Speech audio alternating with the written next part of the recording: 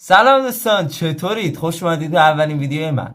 ما داخل این ویدیو قرار بهتون توضیح بدیم که داخل چنل چیکارا میکنیم، کیا ویدیو میذاریم و هر چیزی که در مورد چنل رو کلا بهتون بگم. اگه دوست داشتید این ویدیو رو حتما لایک کنید، کامنت بذارید، سابسکرایب کنید. زیاد معطلتون نمیکنم. خب دوستان، ما الان داخل ادامه ویدیو اومدیم بهتون توضیح بدیم که اصلا کاری که قراره داخل این چنل کنیم چیه. ما قراره داخل این چنل گیم منتشر کنیم. گیم موبایلی، حالا هرچی، کامپیوتری، پی سی، هرچی فرق نمیکنه. ولی متاسفانه به خاطر نداشتن تجهیزات، ساده ترین تجهیزات مثل یه لپتاپ، به خاطر وضع مملکت نمیتونیم ویدیوهای خفنی تولید کنیم. من سعی میکنم بهترین ویدیوهایی که میتونم رو تولید کنم و بهترین گیم پلی هایی که میتونم رو با بهترین گرافیک براتون انتشار بدم، ولی دیگه متاسفانه من از این بیشتر کاری از دستم بر نمیاد.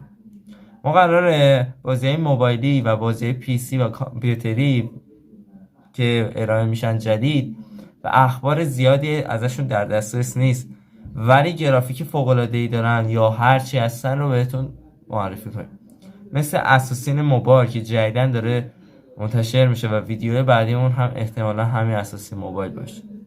ما اینجور کارها رو قرار انجام بدیم.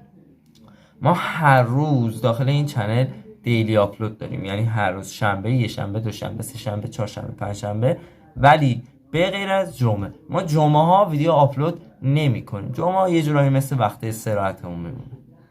ما هر روز این روند رو ادامه میدیم تا زمانی که به 1000 تا ساب برسیم.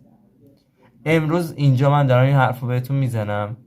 دفعه بعدی که 1000 تا ساب شدیم من میام بهتون میگم دمتون گرم که منو ساب کردید، از اولین ویدیو با ما همراه بودید و الان یه خانواده 1000 تایی داریم. من چندین تا چنل شکست خورده داشتم، این یکی رو نمیذارم شکست بخوره. ولی برای همتون پیش بیاد که ما چه ساعتی داخل این چنل ویدیو منتشر میکنیم. ما ساعتهای 5، 6، 7 توی این 3 ساعت 3 تا بازه زمانی من قطعا قرار ویدیومو منتشر کنم. ما این ویدیو رو دیگه زیادتر از این طولانی نمی کنیم. فقط اگه دوست داشتید ویدیو رو لایک کنید، کامنت بذارید، سابسکرایب کنید. این 3 تا کار خیلی مهمه. ممنون میشم این کار رو انجام بدید. خداحافظ.